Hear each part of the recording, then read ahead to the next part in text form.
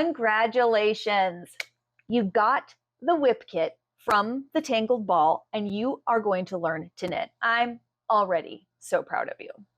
My name is Aurora and I'm going to walk you through the process of learning to knit.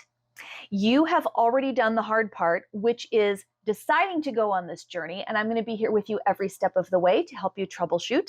And if you get stuck and have questions, you can always comment on this video and I will run to your rescue to help.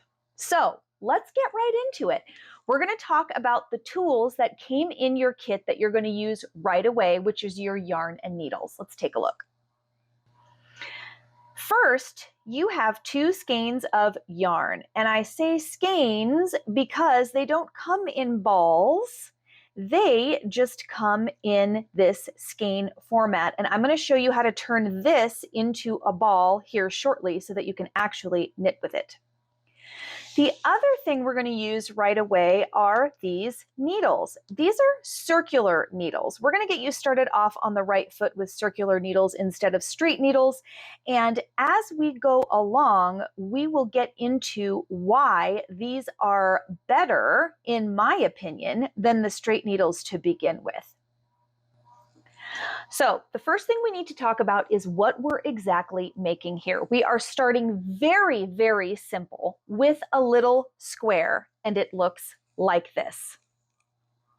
This is a dishcloth, and if you've noticed, the yarn that you got in your kit is actually a cotton, which is perfect for dishcloths. You can get it wet, it dries cleanly, doesn't hang on to bacteria, etc. So these are the perfect little projects for you to start because they're bite-sized, you can get them done in one sitting, and they teach you all of the basics that you need to know. If you think about it, a washcloth is just a really teeny tiny blanket, so you're well on your way already to making a larger project. So we're going to get right into how to make these washcloths. There's 3 different types of washcloths that we are going to make, and I'm going to walk you through the pattern for each one of those. The first thing we need to do is figure out how to turn this into a ball. So let's do that first. Remove the paper collar and slowly start to unwind the skein of yarn until you can separate it out into a big loop. Then you're going to find the knots. There's going to be several of them, so make sure you cut the knot off and cut through all layers of the yarn that are incorporated into the knot. Remove the extra pieces and toss them. Continue until you've removed all of the knots off the loop of yarn. Here is my last knot, and you can see here that when I pull those extra pieces out, I actually have the 2 ends of the yarn. I'm going to take the entire loop and put it around the back of a chair, and I'm going to use the jar to make sure the whole thing is nice and tight as I slowly start to unwind the yarn around the back of the chair. Then I'm going to take 2 fingers and begin wrapping the yarn around my 2 fingers until I have a pretty substantial amount of yarn to start a ball with. Once I have that, I'm going to peel it off my fingers here, turn it sideways and squish it a little flat, and then I'm going to start winding around that for the base of my ball. I'm going to keep winding and winding and winding. There's several methods you can use here. You can wind the ball around the chair or pull one loop at a time around the edge of the chair and wind into the ball. Or you can spin the chair if it's an office chair like mine and have a little more fun winding your ball of yarn.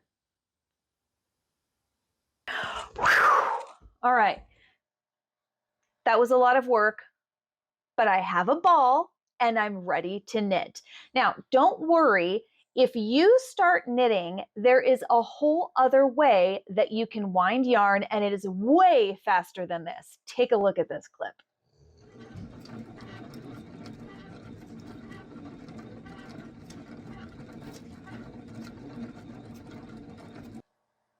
See, knitters have all the cool tools. Okay, let's get started. We're going to jump right into learning the knit stitch. We're going to focus on that in this next section, and we are going to do it over and over and over again until you get some muscle memory around it. I promise, as awkward as it seems to start learning the knit stitch and the purl stitch, once you practice, your muscle memory will kick in. The next time you come back to it and sit down and do it, you'll be surprised what you remember. So let's jump in. Before we get started on how to cast on, this is the first washcloth that we are going to be making. It's very simple. All we do is cast on. We do the knit stitch throughout, so you get a lot of practice in here, and then we're going to bind off. It's very, very simple, and it's a good place to start. So let's move this aside, and you want to find the end of your yarn here. Mine is right here. Okay. And you also want to bring in your circular needles. Now, you'll find that these are a little fiddly because they are connected, but just work through it. I promise you will get used to using these. The easiest way to cast on is with a method called the backwards loop cast on. So let's get started. We first start with a slip knot. We're going to simply cross the yarn as if we were going to tie a knot in the yarn. But instead of passing the loose end through like you would normally do to tie a knot, instead we're going to pass the long end through like this. We're going to grab the loop, and then we're going to hold the tail and we're going to pull like that. And that is how you create a slip knot. And you can see I can make it a different size if I can pull the loop open and I can pull it shut a little bit. All right, so now we're going to grab these really crazy fiddly needles, which is just ignore the rest of this. Do your best to concentrate on the one needle in your hand, which is this one. All right, so I'm going to hold this in my right hand, and I'm going to slip the loop over the needle, and I'm going to hold it with my index finger right here. Now, notice I'm not holding it way down here. I'm holding it pretty close to the tip of the needle, and my finger is about right where the size of the needle starts to get a little bit smaller. So I'm just going to hold it right there. And then I'm going to pull on the long edge of the yarn, the long tail of the yarn that's attached to my ball, and I'm going to just gently tighten that around the size of the needle. You can see exactly why we have different sizes of needles because it determines the loop size. Now, you do not want to like strangle your needle, okay? Your needle is your friend, so you want to spoon the needle. Do you see how nice and loose this stitch is? It should move easily across this needle as you are casting on. So easily, in fact, that you could accidentally pull it off, which is why it's helpful to use your index finger to hold it in place. Okay, so now we are going to use our index finger of our left hand. We're going to scoop underneath the yarn that is attached to your ball, and then we're going to twist it and point away from you. Okay, so you're going to point over here underneath, go over the top and point away from you. Then you're going to take your needle and you're going to touch your finger right below where the yarn is on your finger. And then you're going to draw up your finger until you scoop into the loop. Now your needle has replaced your finger, so you can slide your finger out, and then you're going to just gently pull the nice, easy loop. Look at that. Now we got 2 loops on our needle. All right, we're going to do it again. Behind, you're going to go over the top and point away from you. Start below the yarn, draw up into the yarn. Now you can remove your finger, bloop, and then you can gently pull, and now we have a third one. Okay, again, underneath the yarn, scoop over the top and point away, draw up into the loop, and then you're going to pull down here, nice and gentle. Look, see how they're nice and slidey. Now, again, as you start to learn how to do this, these will just naturally be very tight. It's perfectly fine. The more you practice this, the better you will get at it. So just keep going. Cast on 30 stitches to start your washcloth. If it's too tight, pull them all off and try it again. I normally cast on about 3 times before I'm happy with how tight or how loose my cast on is on any project. So it's just part of the journey and it's no problem. Now, this one doesn't stretch as much as the long tail cast on does, and that's a more versatile cast on than this one is. So I'm going to show that one to you next. All right, the cast on I'm going to teach you is the long tail cast on. It's a little more complicated than some of the simpler cast ons, but it is a wonderful cast on and you can use it for pretty much every project that you ever do. All right, when we do the long tail cast on, we actually have to have a tail that is as long as the number of stitches that we are casting on. We are casting on 30 stitches, so how long is 30 stitches? Is that enough? We are going to estimate instead of guess. So in your left hand, you're going to hold one of your knitting needles, and then you're also going to just pinch the end of your yarn on your thumb onto your needle, and we are going to wrap our yarn around the needle 30 times because we are casting on 30 stitches.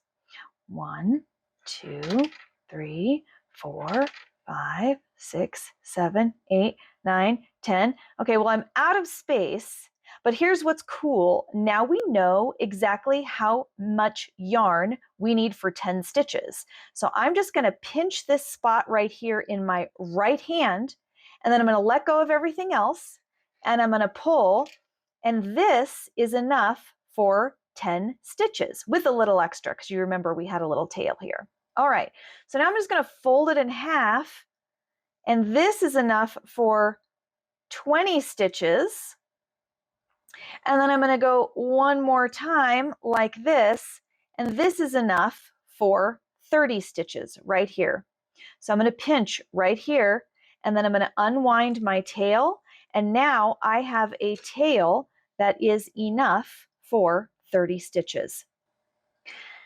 Now we're going to pass this pinch over to the other hand, and we're going to make sure to hang on to that.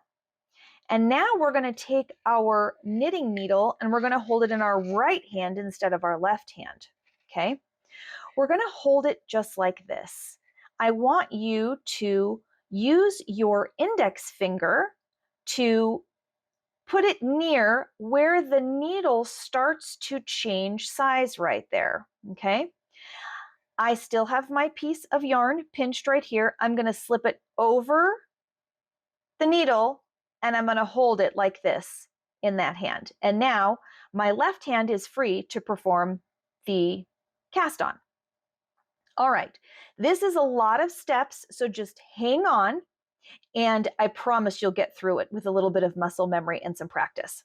All right, so the first thing we're going to do is we're going to grab these 2 pieces of yarn in our fist. Then we're going to get out our pincher fingers.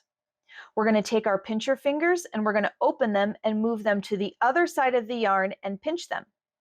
Now we're going to go through the 2 pieces of yarn with our pincher fingers, and we're going to open them up like this into what I like to call squirt gun formation. Pew, pew. Okay.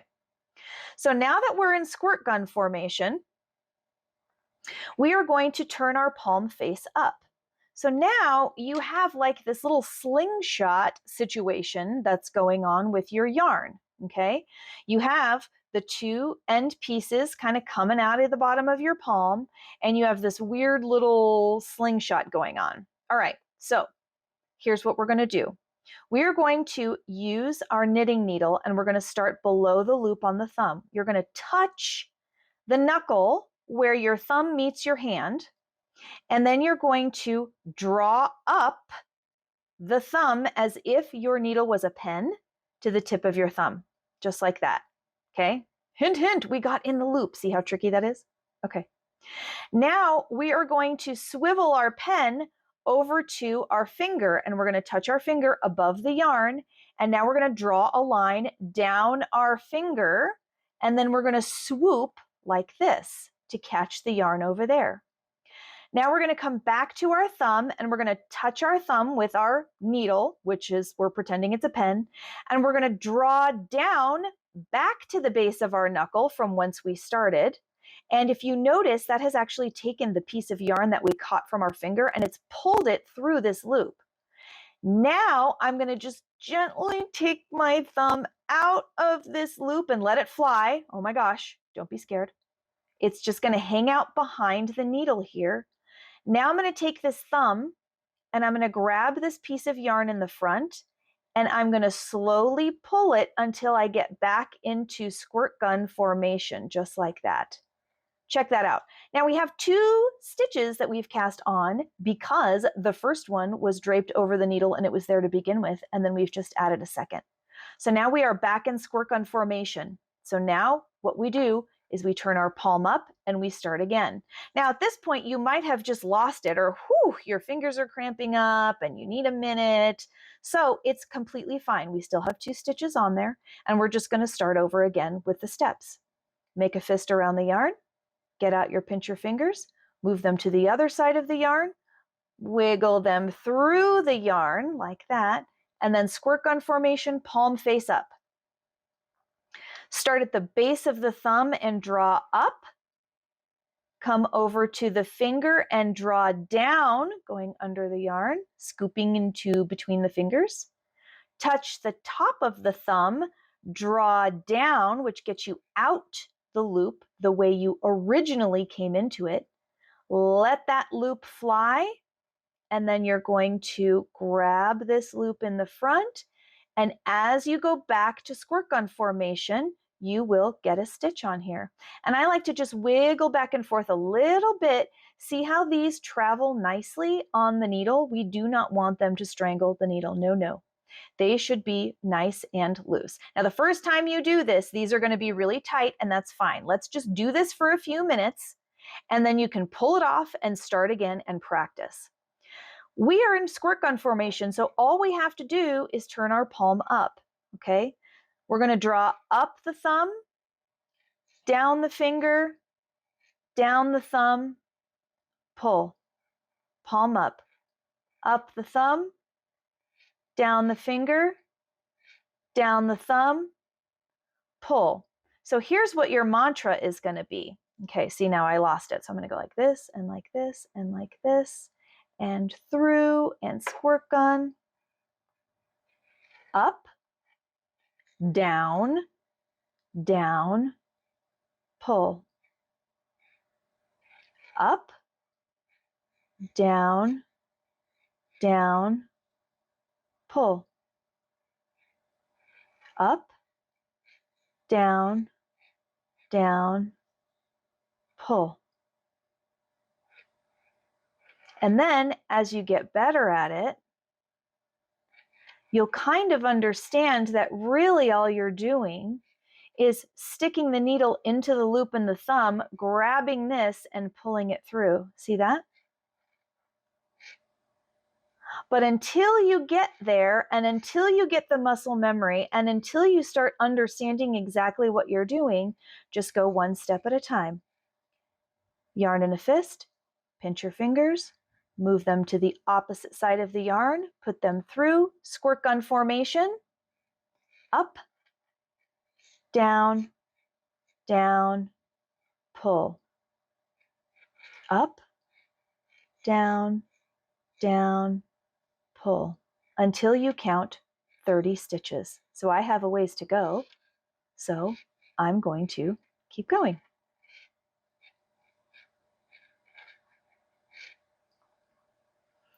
All right, this is my very last stitch, and I now have 30 stitches on my needle. Now this is pretty cool because if you see what's happening here, these stitches over here are falling onto this cable. So if you imagined that we have a fixed straight needle with like a little knob on the end, you can only fit so many stitches on a straight needle.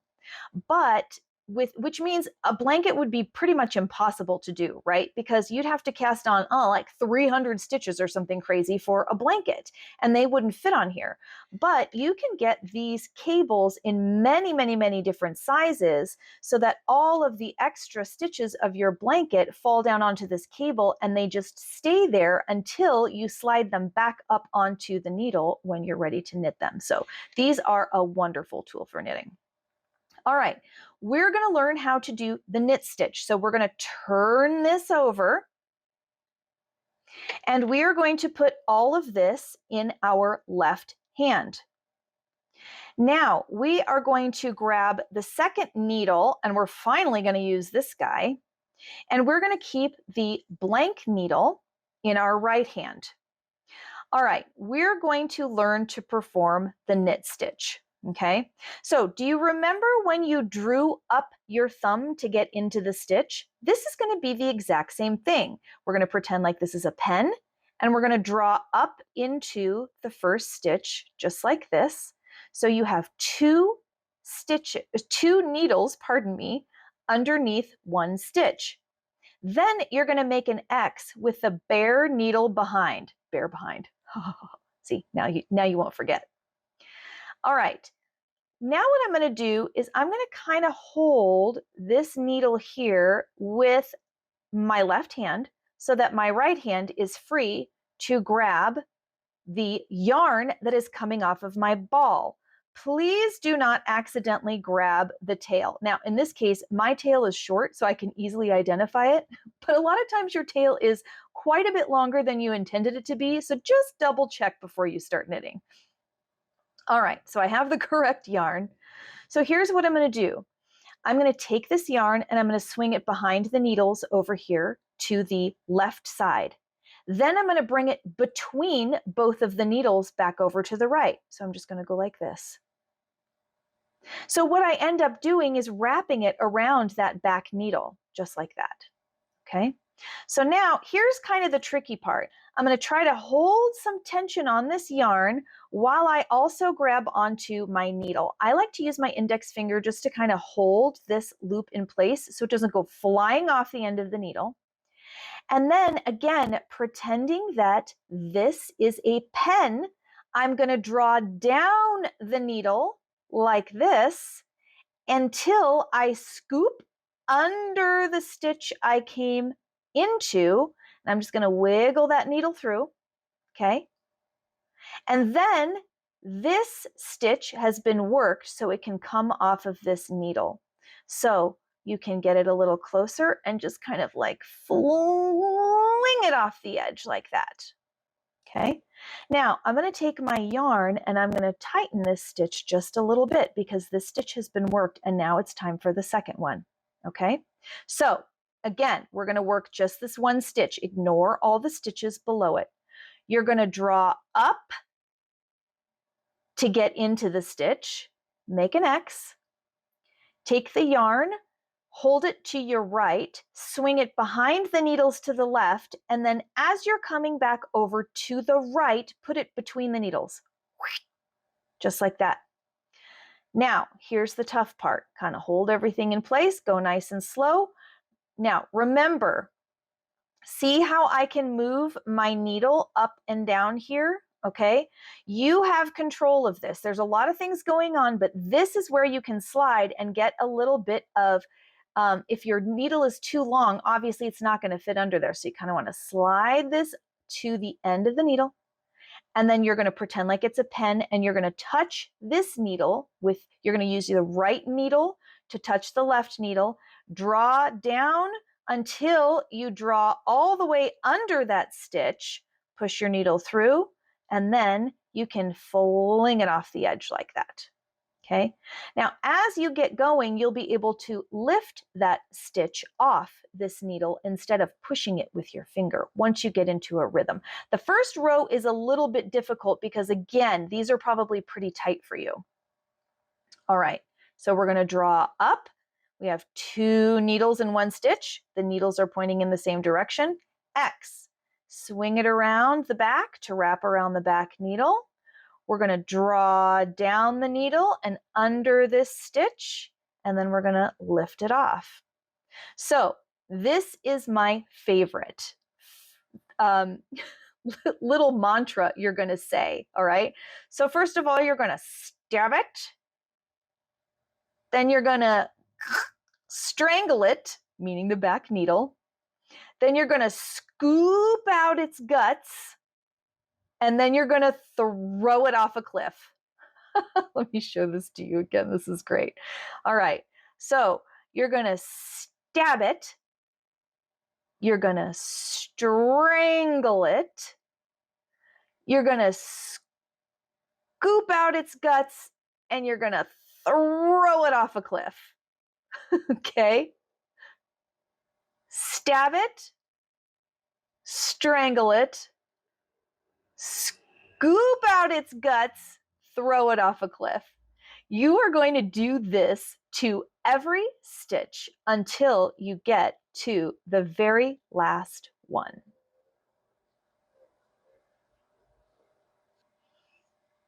All right, I've got 3 stitches left here. I'm just going to be real careful at the end because it's really easy to lose these last 2 off of your left needle.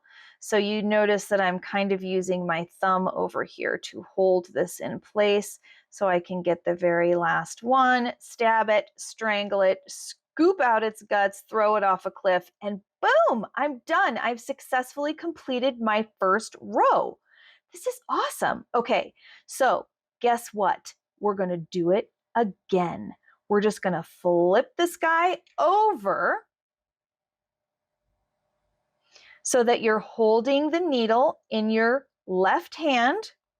We're going to find our right needle, which of course is all over the place because of this crazy little cable. Don't worry, you're not the only one that this is annoying to death. I've been knitting for years and I still find them annoying. Okay, so now we're going to do this all over again. You're going to stab it, strangle it, scoop out its guts, throw it off a cliff. Now, a lot of times, I'm just going to back out of this really quickly. A lot of times, this very first stitch is a little bit difficult to perform. If you miss it and you drop a stitch, this guy might just be like hanging out over here. See that? All you have to do is never pull. Whenever you drop a stitch like this, never pull. Just be like, ah! Freak out a little bit in your head, and then just grab it and stick it back on the needle and then breathe. You're fine. Now, you'll notice that this stitch on the very end is also really huge. So each of these stitches has kind of like a little turtleneck on it. If this was like a guy's head, then he's like wearing a little turtleneck right there. See that? It has this like little loop kind of around his neck. Now the one on the end is always a big loop before you start the next row. I don't know why that is, but that is extremely normal. The thing you want to make sure is that you don't want to go in to that piece. You always want to stab the stitch that is around the needle. So that would be this one right here. And remember, the result of the stabbing is always 2 needles in one stitch, and both of the needles are facing the same direction. All right, on we go. We're going to strangle it, scoop out its guts, throw it off a cliff. Stab it, strangle it, scoop out its guts, throw it off a cliff. And on and on and on. And you are going to continue in this manner until your washcloth is exactly the size you want it to be. So I'm going to work on this for a little bit, and then I will meet you back here once I have some progress. Hey guys, I am back. I finally finished my washcloth, my very first one. So I'm really excited to show you all about exactly what you have done. So the first thing I want to show you is how you figure out when you're done with your washcloth, right? Some patterns will say, go for a certain amount of rows, which is back and forth. Some will say go to until the work measures a certain amount of inches. And in this case, that's exactly what we're going to do. We want it to be square-ish. So I'm going to show you how to measure so you know if you should keep going a little further or if you should stop. And you also need to give yourself a little bit of room to perform the bind off. So let's take a look. So you see, I have my dishcloth or my washcloth here, and it's still on my circular needles. But I'm going to move these out of the way, and I am going to grab a measuring tape. And as this is just laying here relaxing, it looks like it's just short of like 7.5 inches-ish. Okay, that's about how big this is. So now I'm going to turn it like this, and you can see that this cable is kind of causing this to cave in a little bit. So I'm just going to measure along the edge up here where it's mostly straight. Okay, check this out. So I am about at 7 inches here, and this is perfect because I still need a little bit of room to do the bind off. Now, if you look here, this is where we cast on this edge here, and so you're going to have a similar edge right here on this one as well. So before we move on, I want to explain what we have actually done here, okay? I want you to be able to read your stitches. So I'm just going to do one more row, but I want to talk about what we're doing here. Okay, so I'm knitting right now. This is the one stitch we know so far besides the cast on. We're going to knit a couple of stitches, and I'm doing this live because I really want you to be able to see the difference in the stitches. So I'm just going to knit a few right here, and let's look at what's happening here. Okay, so let me pull this out so that I don't lose any stitches over there. All right, let's dive into this right here. So if I pull down on these stitches that I just made, you can see that if this is the head of a stitch, he is wearing a little V-neck. Let me just grab a pen right here so you can see. Okay, so if this stitch right here is wearing a shirt, it's a V-neck. See, there's a V that goes around that part right there. See that? Let's look at the guy next door too.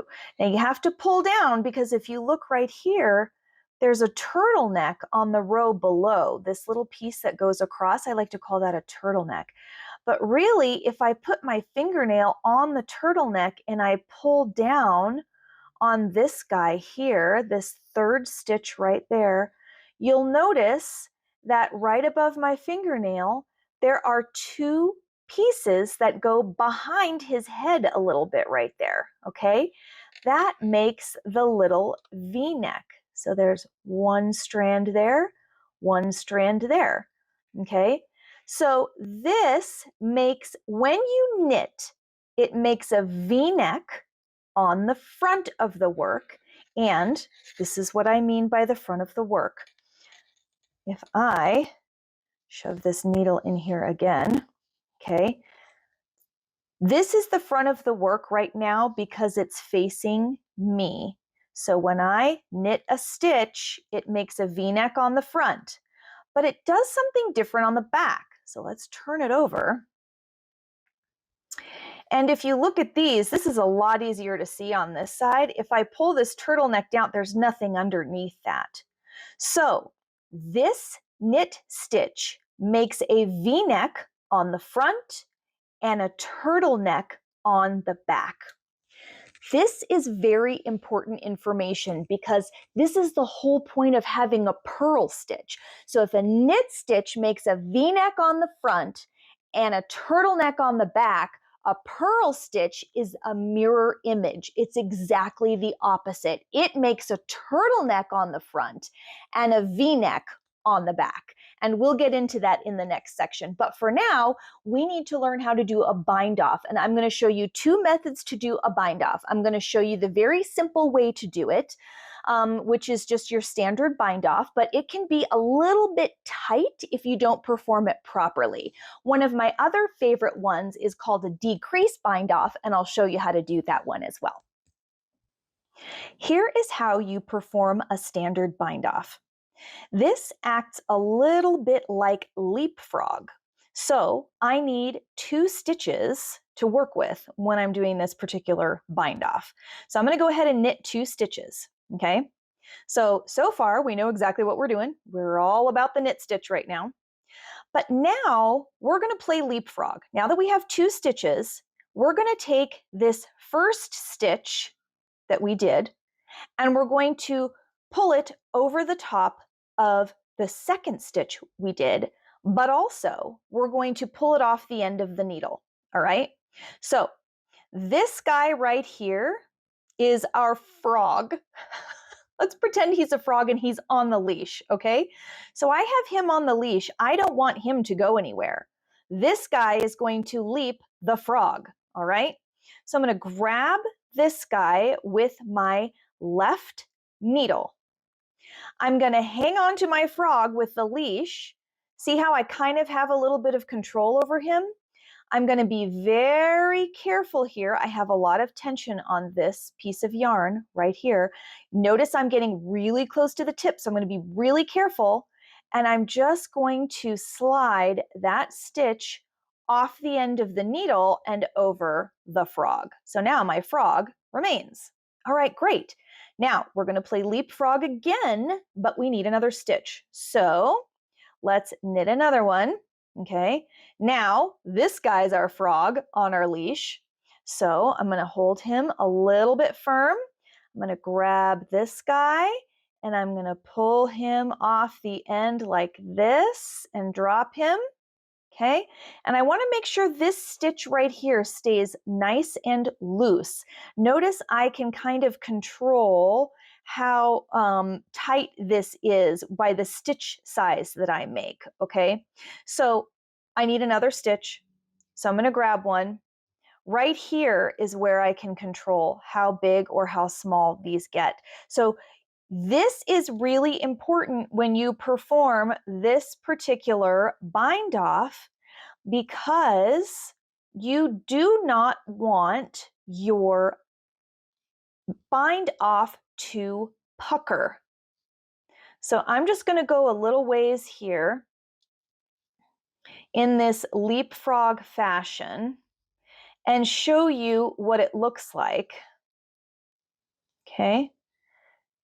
How cool is that? I mean, check that out.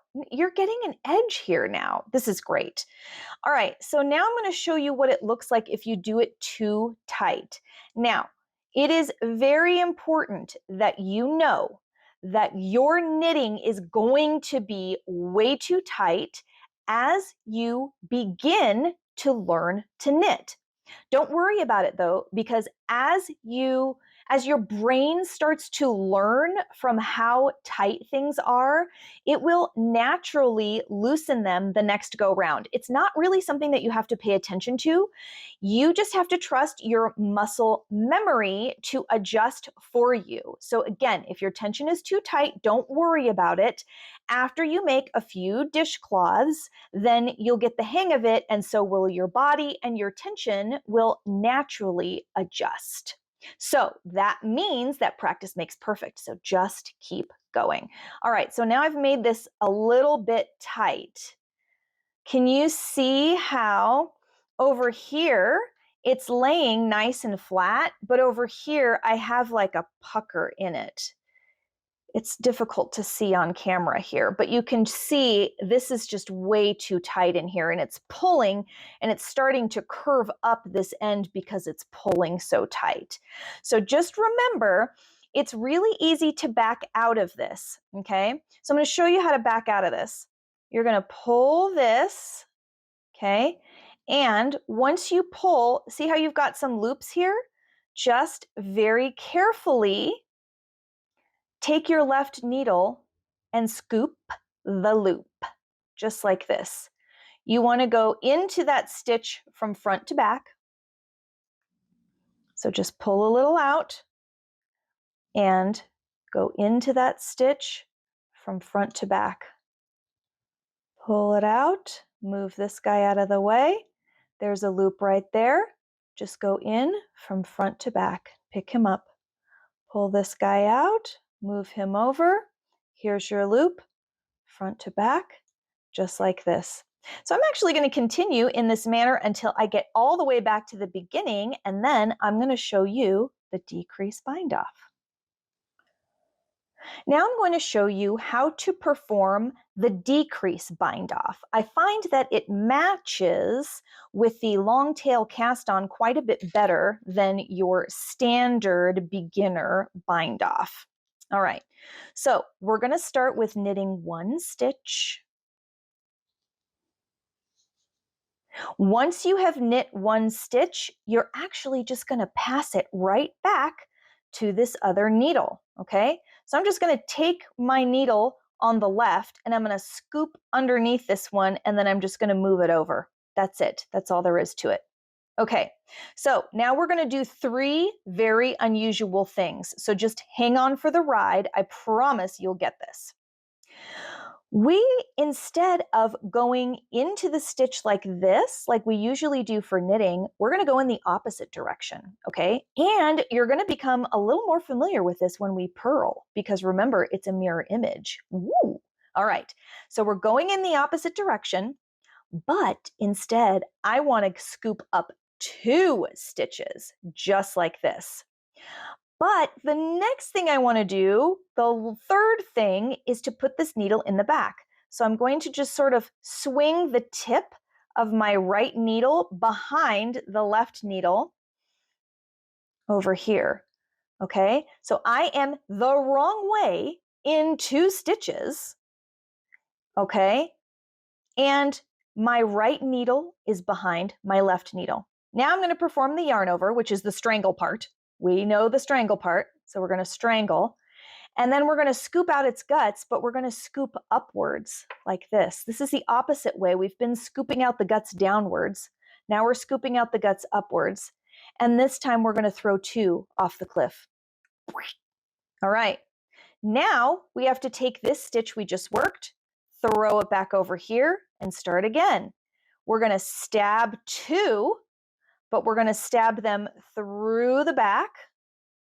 We're going to strangle it, if I could get the words out.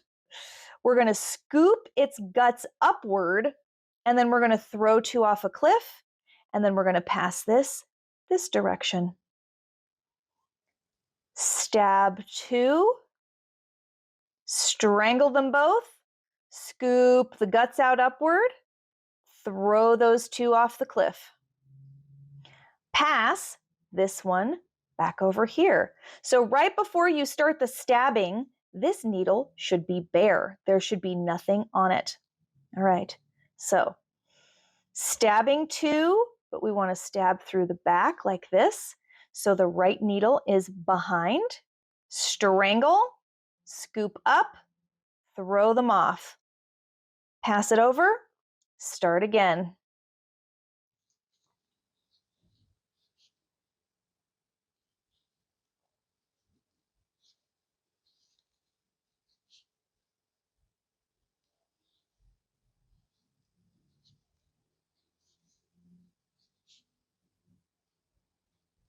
And you can see that this is quite a bit stretchier than the other bind off that we just learned, and it matches really, really nicely with this one down here. No matter which bind off you choose, you're going to get to a point where your bind off is complete and you have 1 stitch left on your needle. What the heck do I do with that? Let me show you. You'll see here I've done my bind off, but I have 1 stitch left. There's nothing to leapfrog. I can't strangle or stab 2 together. This is all I have. So you are actually done at this point. So here's what's going to happen. You're going to find your live yarn. Remember, this is attached to your ball. You're going to leave a nice long tail, And you're just going to grab some scissors and you're going to cut it free from the ball because you don't need to knit anymore. You are all done. Once that is done, I'm going to just make this loop a little bit larger and slip my needle out of it. And then I'm going to take the end of my yarn, we call this the tail, and I'm going to pass it through that loop, and I'm going to pull it nice and tight. Kind of makes like a little knot, okay? And now you are bound off completely, okay? So we have a cast on edge down here, and we have a bound off edge up here, but the bummer is that we have like these two crazy little things. And also like, what is this guy doing over here, right? So you've received a darning needle. We are going to learn to weave in the ends. So I like to fold my yarn over the needle and pinch it. It kind of makes like a little nub right here. That way I can shove it through the eye of the needle pretty easily. And then pull it through. That way I don't get splitty yarn, right? Because if you try to put that end through, sometimes it splits. Or you can wet the end of this and shove it through, just like you're threading a regular sewing needle.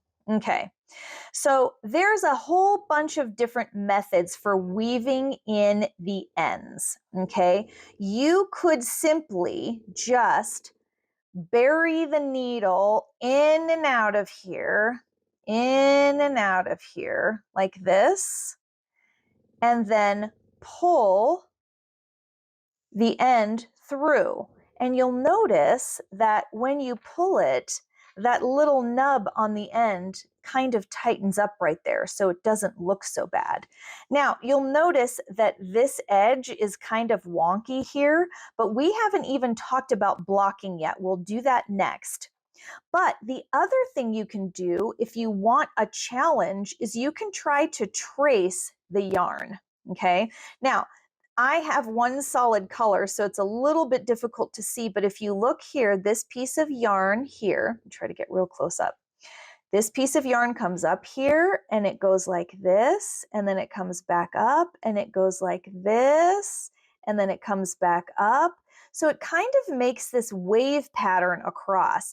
And if you are clever and motivated enough, you can follow this piece of yarn. So for example, this one is going there. So, all right, I'm going to go under here to start following it.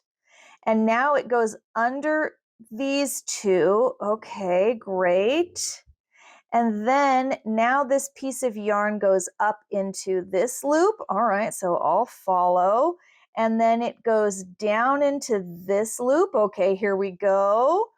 And then it goes under these two. Oy vey. So that is a way that you can also weave in, and then you don't see the tail in there. It's a little more hidden. And you can see now it just looks like we have double loops here on a couple of these because you're just mirroring that stitch.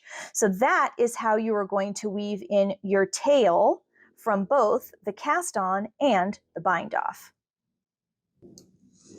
Okay, let's talk about blocking. I'm going to show you how to get this washcloth nice and wet, and we are going to shape it to the exact size and shape that we want it to be, and then we're going to let it dry. And amazingly, it'll stay perfectly just like that. Well, I mean, until you actually scrub dishes with it again. But this is a dishcloth, obviously, so it will get misshapen. But this is really important when you start to do pieces of sweaters or if you want to block a scarf. It is pretty magical how when you wet this yarn and then you leave it to air dry, it stays perfectly in shape. It's magic. Let's go take a look. First, fill a bowl with room temperature water and throw a little wool wash in there if you would like to let the knitting soak. When you pull it out, be extremely careful not to wring or twist your knitting. You want to fold it nicely and very gently press out all of the water. Lay your knitting on a towel, roll up the towel over the knitting, and gently squeeze the excess water out into the towel. Once the excess water has been wrung out, it's time to shape your washcloth to make it just perfect. Make sure that the corners and the edges are nice and straight and the pattern is also straight. We're going to measure to make sure we have the exact right size. If it's a little too small, then adjust so that it is perfectly square. Let it fully dry and you're done blocking. Congratulations, you finished your first knitting project. Very nice job. We are going to move on to our next washcloth, and it's constructed just a little bit differently from the one that we looked at previously. So let's dive in and look at the differences. This is the washcloth we are going to make next. This is the one we just finished. You can tell there is a difference, right? So if I stretch this out, you'll see that there's V-necks, and then there's a row of turtlenecks. Then there's a row of V-necks, and then there's a row of turtlenecks, then a row of V-necks. Over here, unless you're looking at the edge right here, there are no turtlenecks at all. It's all V-necks on the front. This is the whole point of the purl stitch. We are going to learn how to do the purl stitch in this next segment, and you're going to realize that we are going to collect V-necks on the front of the work, and we're going to collect turtlenecks all on the back side. But before we jump in, I'm going to show you how knitting curls. So I'm going to jump ahead and I'm going to do a little example to show you how to do it incorrectly so that you don't have to do it wrong, but you also understand why this border that's on the edge here is so very important. So let me knit you up a little sample and I'll be right back to show you. All right, I am back with a sample of knitting and purling, and I want to show you why it's important that we have a little border around our knitting and purling, because the edge naturally curls. So let's take a look. So again, remember I said that when we knit, we make a V-neck on the front of the work and we make a turtleneck on the back of the work. When you purl, it's the opposite. So the reason why you knit across one side, then you turn it over, and you can see this is all turtlenecks on this side. So then you purl across this side to collect all the turtlenecks on one side and all of the V-necks on the other. Okay, so this actually makes something, the fact that you are collecting all of the V-necks on one side and all of the turtlenecks on the other, this is called stockinette stitch. So when a pattern says for you to work in stockinette for a certain amount of inches, it means that you you knit across the right side of the fabric. Then when you turn it over, you're on the wrong side, and then you purl across the wrong side. When you collect them, when you collect the V-necks on one side and the purl and the turtlenecks on the other side, that becomes stockinette stitch, which is different than garter stitch. Okay, so let's bring this guy back in. So this is a dishcloth. This is another one that I did where you just knit every single row. And again, when you pull these open, you can see that there are V-necks in between turtlenecks because we don't use the purl stitch at all. So when you knit every row, which means you knit across the front, then you turn it over and you knit across the back. Okay, so you knit across the right side and then you turn it over and you knit across the wrong side. You never purl, and that is called garter stitch. So again, when you see a pattern that says work in garter stitch for so many inches, that means just turn it over and knit across the wrong side also. Okay, so back to this. We have done stockinette stitch here, and you can see down here how my edges are rolling in. Isn't that crazy? Let's turn it over and let's look on the other side. This side's really curling badly. Okay, so if you're working on a sweater that you're gonna seam together, then you're gonna sew this to another piece and then that curl doesn't matter. But if you're making a scarf, this scarf is, the longer I knit down here, this is just gonna roll into a tube like this. And this is what your scarf is gonna look like. It is really not great. So instead, we are going to do a border stitch. Okay, this is the washcloth we're going to be working on right here. And you notice we're still doing stockinette all in here. But on the edge, we have garter stitch. So we're actually doing a combination of both. And you see it lays nice and flat because if I bring this one back in, this naturally lays nice and flat. Okay, because it won't curl because we're not doing the purl stitch. All right, so here is what's going to happen. We are going to cast on, and then I'm going to teach you how to do this little border stitch that goes all the way around this whole thing, while in the middle of the washcloth, we will be collecting all of the V-necks, which is the knit stitch, on one side, and all of the turtlenecks, which is the purl stitch, on the other side. So this is an important lesson because we are actually going to learn how to knit and purl in the same row. So buckle up and let's get started. All right, I have skipped ahead a little bit in this particular pattern because we already know how to do the cast on, which I've already done. Cast on 30 stitches, and then we are going to knit every row for 5 rows. So at this point, this looks exactly like the washcloth we already did earlier. But on this next row, things are going to take a little bit of a turn. Okay. So again, we've cast on our 30 stitches and we have knit 5 rows. Again, when you knit every single row, this is called garter stitch. So this is going to be the bottom of our washcloth, and this is going to be our garter stitch border. All right, so now the pattern says knit 5 stitches. Well, we're familiar with the knit stitch, so let's go ahead and knit those. We're going to say 1, 2, 3, 4, 5. All right, so now here is where things get exciting.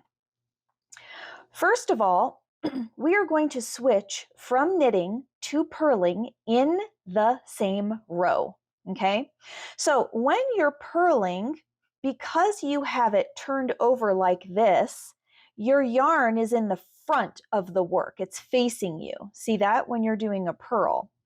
But I'm not on the back side. I am on the front side, and my yarn is currently naturally hanging in the back.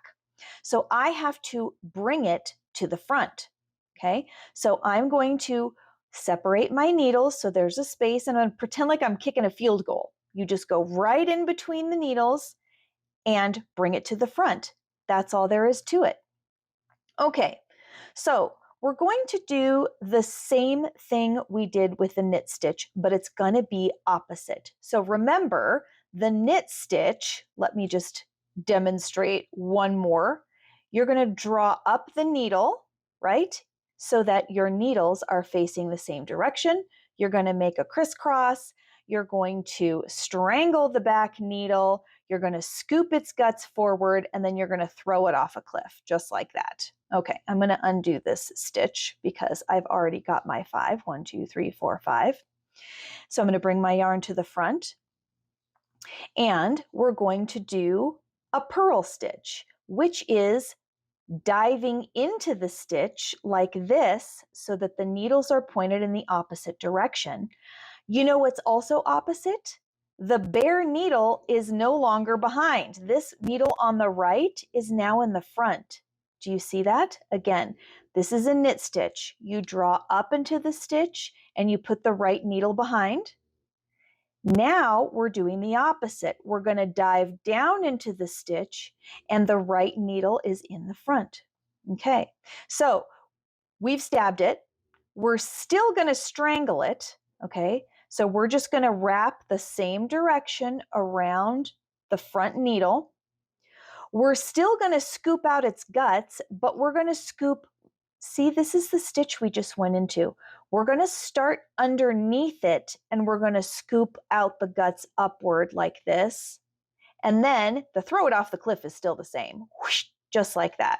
Okay, now we've made a purl stitch, so our yarn is naturally right there in the front. This is beautiful. All right, let's demonstrate it again. We're going to stab downward. We're going to strangle it. We're going to scoop its guts up and throw it off a cliff. When I was teaching this, an 8-year-old told me that when you are purling, you're going to dive into the ocean to go get your purl. So you dive down into the ocean, right? Here we do the strangle. And then once you get your purl, which is the wrap around, then you have to start below the water's edge because you're under the water and you have to come up for air. And then you can throw the stitch off the cliff, okay? So dive down into the ocean, get your purl, and then start below the water line, which is this stitch here, and surface behind that stitch. Throw it off a cliff. Okay, so this is a little bit awkward and it's going to feel weird, and that's okay. We're just going to very carefully purl all the way across. This is going to take some practice. Here's what you're going to want to do. Because you've been knitting, you're going to want to, let me start fresh. You're going to dive in, you're going to wrap, and then you're going to try to dive back down like this. I can't even push that through. When your knitting or purling gets this tight like this is your first signal that you've made a mistake. So then you just slowly unwrap yourself from the stitch, take a deep breath, and then start again. Down, wrap, start below the stitch. We're not going to go above it and try to dive down into it a second time. We've already dove into the water. You're going to scoop up like this and then off. Again, a lot of this, as you learn these stitches, is going to feel awkward and weird. But if you sit down and you make washcloths for about maybe 3 to 4 hours, you will have an aha moment and you will understand what you're doing. Then if you sleep on it, the next day you are really going to remember your knit and your purl stitches, and you will have some muscle memory around it. And as you practice more and more, you won't have to think about it. All right, so we just purled across, but the instructions say purl to the last 5 stitches. Okay, well, I have 1, 2, 3, 4, 5. I'm supposed to knit these. All right, well, what do? Our yarn is in the front for a purl, but it needs to be in the back for a knit. So we're going to kick a field goal to the back, bring our yarn around the back, and now we know what we're doing. We are going to knit 1, 2, 3, 4, 5. And now we're done. Okay, time to turn it over. And guess what? This row is easy. We are just going to knit all the way across. Now you'll see in the instructions that it says you're going to repeat rows 1 and rows 2 over and over and over again until it's time to do the border stitch on the other side. So let me get a little further into this and I'll come back once I'm about halfway through and we can look at exactly what we're creating. Okay, I'm working across the front of the work right now, and I'm about to do my last knit stitch, and let's take a look at how this is turning out. Isn't that so cool?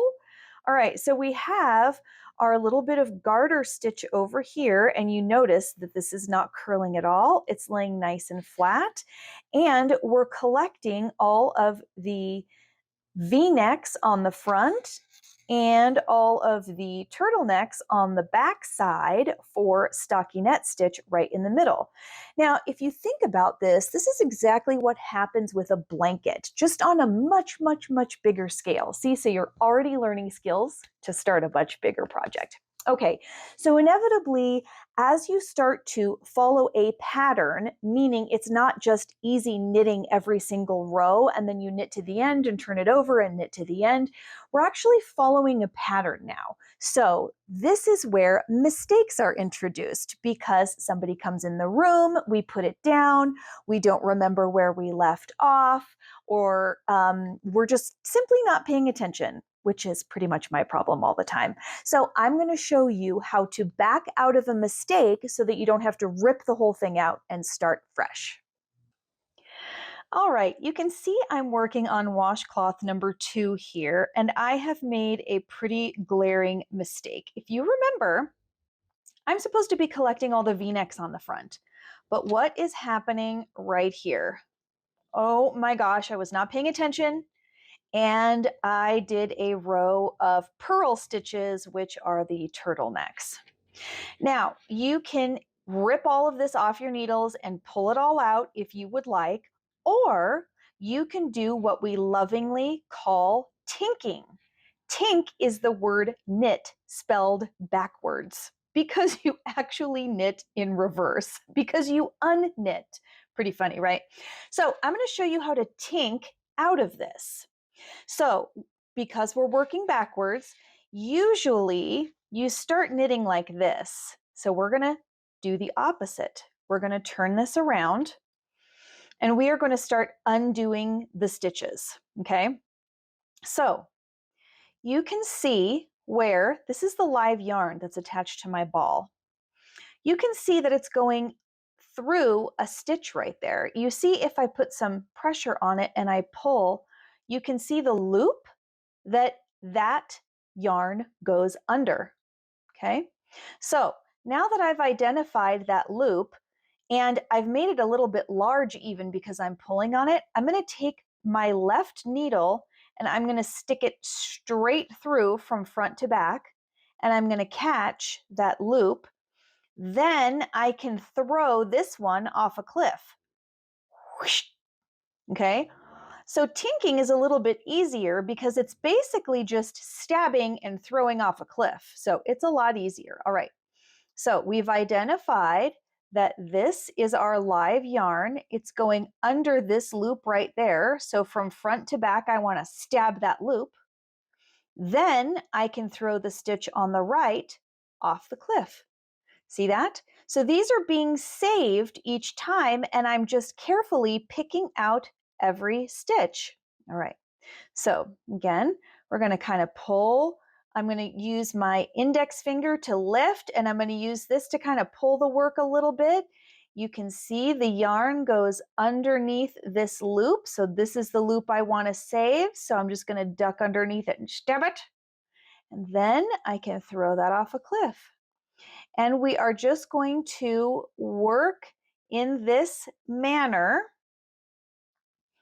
undoing every stitch until you get to the end of the row.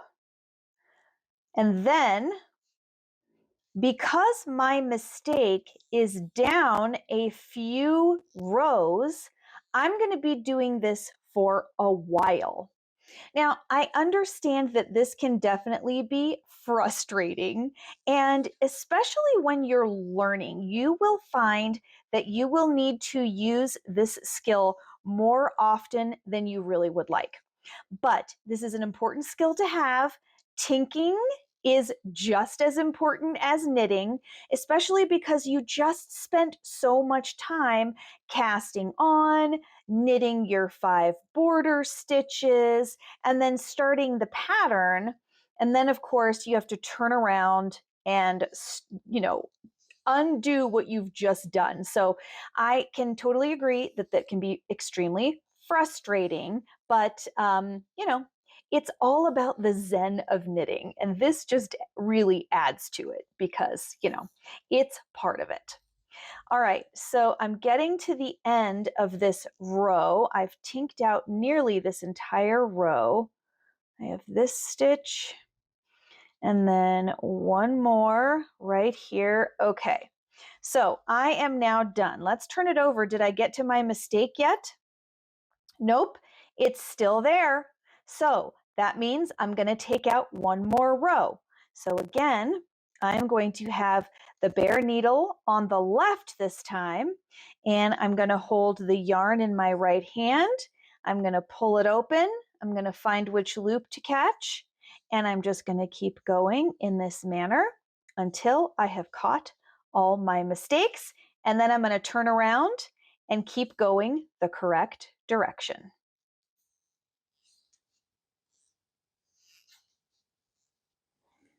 All right, you have all of the skills to finish Washcloth 2 because we did those in Washcloth 1. So once you finish up Washcloth 2, we're going to move on to the third one, which is a slightly more complicated pattern. And there's some more skill building that's going to happen in this one, including learning how to do what you see. We're going to learn to read the stitches so you can continue on your pattern. So let's take a look at Washcloth 3. This is our third and final washcloth. This one is so cool. It has a really great texture to it. And you can see on the front, we have a really cool combination of knit and purl rectangles to give it this really cool checkerboard effect. So the great part about this is these stitches look pretty fancy, but all they are knits and purls. That's it. There's nothing else you need to know here except how to follow this pattern. So we're also going to talk a little bit about how the pattern is written so you can learn to interpret those as we go. And you are going to have to change between knit and purl in the same row a bunch of different times. It's going to be very lovely. This is a super good skill building pattern. So I am going to work the first 5 rows. I'm going to cast on. I'm going to do the first 5 rows because we're starting out just the same as we did with the other 2. And then I will meet you at row 1 of the pattern and I'll show you how to work this. All right, I've done my cast on and my 5 rows of knitting, and now I am on row 1 of the pattern repeat. Okay, so the first thing we need to do is knit 3. 1, 2, 3. And then you'll notice on the pattern, there is a star, and then it says P4, K4, repeat from star. That means that we are going to purl 4, knit 4, purl 4, knit 4, and keep repeating that pattern until we have 3 stitches left. All right, so we have purl 4, 1, 2, 3, 4. Move the yarn to the back. We had moved it to the front. Now we're going to knit 1, 2, 3, 4, and again, move it to the front. I like to scoop my stitches a little bit. 1, 2, 3, 4, move it to the back. 1, 2, 3, 4, move it to the front. 1, 2, 3, 4, move it to the back. 1, 2, 3, 4. Okay, we have 3 stitches left, and then it says to knit these 3, K3. 1, 2, 3. All right, row 2, you'll notice, says to repeat row 1. Row 3 also says to repeat row 1, and row 4 also says to repeat row 1. All right, so we're going to start out with 3 knits. Now, because these rows are identical, you're also going to do what you see. If you see a knit, you are going to knit. If you see a purl, you are going to purl. All right, so first of all, let's identify these. This is a purl. See the little turtleneck that guy's wearing? That's a purl. That's a purl, purl, purl. So that means we want to purl these stitches. And if you look at the pattern, the first thing you do is purl 4. So that's pretty great. Then here you can see the next 4, they are wearing V-necks. So this is a knit and a knit and a knit and a knit. So we are going to not only follow the pattern, but we're also going to do what we see. They just happen to coincide here until we get to row 5. So I'm going to go ahead and work ahead through row 4, and then we'll be back to work row 5, and we'll kind of take a look at what we've done here.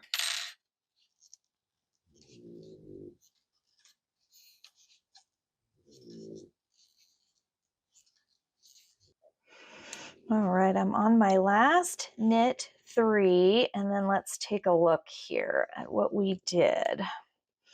All right, so you can see the blocks of V-necks and the blocks of turtlenecks are starting to emerge here. Now, I have done exactly what I have seen, with the exception, don't forget about your border stitches. These first 3 stitches and the last 3 stitches, you will always knit no matter what you see.